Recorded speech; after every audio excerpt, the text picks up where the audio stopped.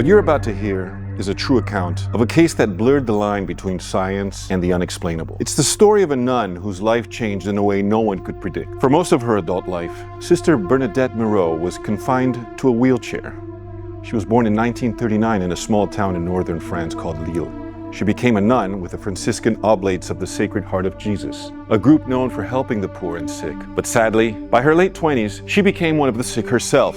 In 1966, when she was 27 years old, she had a surgery for a condition called cauda equina syndrome. It happens when the nerves at the bottom of the spine get squeezed, often because of a slipped disc or something pressing on the spine. In Bernadette's case, the damage had already begun before the doctors could even help. The surgery didn't work. Things slowly got worse. Her legs became weaker. She lost control of her bladder. Her spine got stiff. Her feet went cold because the nerves stopped working. Pain shot down both her legs. Even short walks were too painful. Doctors tried everything to help with the pain. First, basic painkillers, then stronger ones like morphine. She had to use sleeping pills just to rest at night. In 1994, they placed a special device on her back that sent tiny electrical signals to try and stop the pain. It worked for a little while, but she never got better.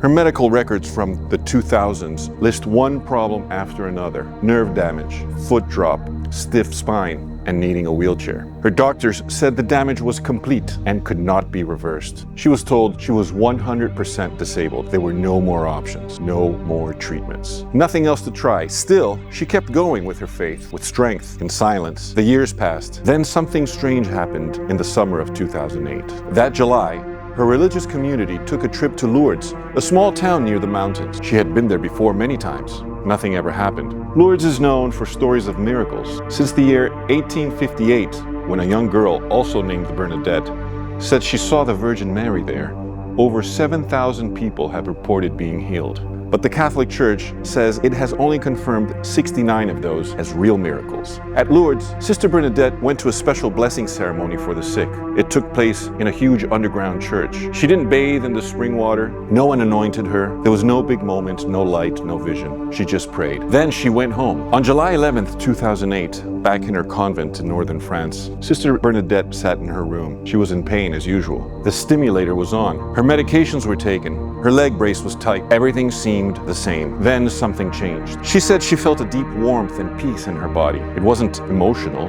it was physical, real. Suddenly, she felt like she could take off the brace and turn off the stimulator. Even though it made no sense, she did it. Then she stood up. She took one step, then another. The pain was gone. Her leg, once useless, now held her weight. She walked around the room, then down the hall, then up the stairs. 42 years in pain, and now nothing. That night, she walked into the chapel on her own. No braces, no crutches. The other nuns cried. They didn't know what to think. The church didn't call it a miracle right away. She sent her case to the Lourdes Medical Office, a group of doctors who study these claims. Their job isn't to prove miracles, it's to try to explain them. They checked everything: old x-rays, test results, notes from surgeries, and all her medications. She had more exams and scans. None of it made sense. Doctors said the nerve damage was permanent. Others said there's no way this could happen without surgery. It wasn't just that she could walk again. It was like the damage had never even happened.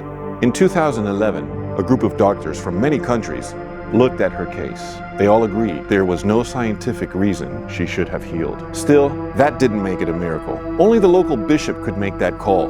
The church has strict rules. For something to be declared a miracle, it must, first, be serious and well proven. Second, be something doctors say can't be cured. Third, it should happen instantly. Fourth, it should be complete. And lastly, it should last over time. But even then, the church doesn't rely on faith alone. Once a local bishop believes a case might qualify, it's sent to a special commission, a team of independent medical experts, including surgeons, neurologists, and researchers, reviews every file, every image, every report. Most are skeptic. Some aren't even Catholic. Their job isn't to believe, it's to challenge. If the case survives that level of analysis, it moves onto a panel of theologians.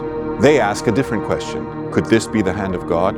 Only after all that, when both science and theology are satisfied, can the Vatican give its final say. Most claims never make it that far. But Sister Bernadette's did. 10 years passed since Bernadette stopped needing medicine. Her doctors said she had no pain and no sign that the problem was coming back. In 2018, Bishop Jacques Benoit Ganin said it out loud. It was the 70th official miracle from Lourdes. The church said it was a personal gift from God. Even though Sister Bernadette's recovery seems amazing, some people don't believe it was a miracle. They think there could be other reasons. For example, maybe her illness was not as bad as the records said. Some medical problems, especially with nerves and pain, are hard to understand and sometimes get diagnosed incorrectly. It's also possible that the records from her past doctors weren't complete, or worse, were changed on purpose or by mistake. Since the church only looked at the papers she gave them, there's no way to know for sure. Some think her strong faith and the powerful emotions during the trip to Lourdes may have caused her body to respond in a big way. That kind of thing has happened before, especially with people who really believe they'll get better. There are even rare cases where people with nerve damage